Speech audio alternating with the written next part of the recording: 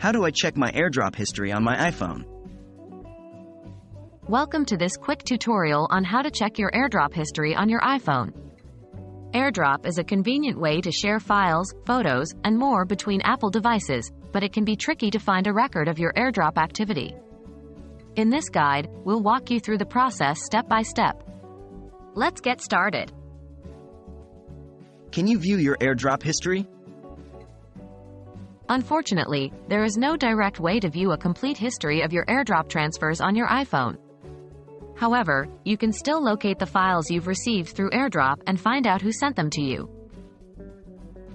Where can I find the files I've received via AirDrop? By default, files received through AirDrop are saved in specific apps on your iPhone. Here's where you can find them. Photos, images and videos will appear in the Photos app under the Recents album. Files, documents and other file types will be saved in the Files app. You can find them in the On My iPhone or iCloud Drive folders, depending on your settings. Other apps. If you've received content that's specific to a particular app, such as a web page or contact card, it will open directly in that app. How can I find out who sent the files?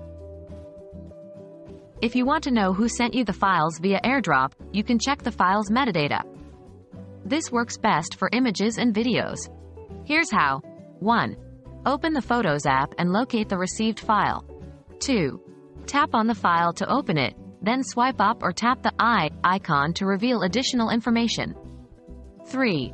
Under the Details section, you may find the sender's name or device name if it was included in the metadata. Keep in mind that this method isn't foolproof, as some files may not have the sender's information in their metadata.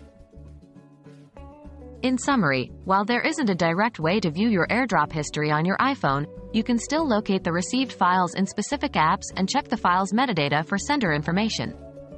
We hope you found this guide helpful.